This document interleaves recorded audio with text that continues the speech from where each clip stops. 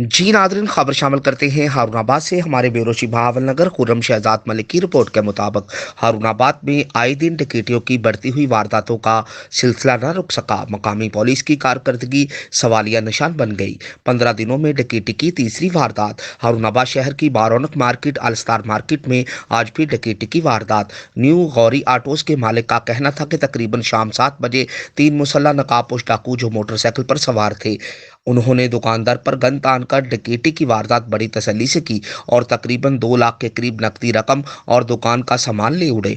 डाकू डकैती करने के बाद बड़ी दीदा दलेरी से असला लहराते हुए फरार होने में कामयाब हो गए। कारोबारी हलकों में आए रोज डकैती की बढ़ती हुई वारदातों से ताजर बरादरी में शदीद तशवीश की लहर पाई जा रही है।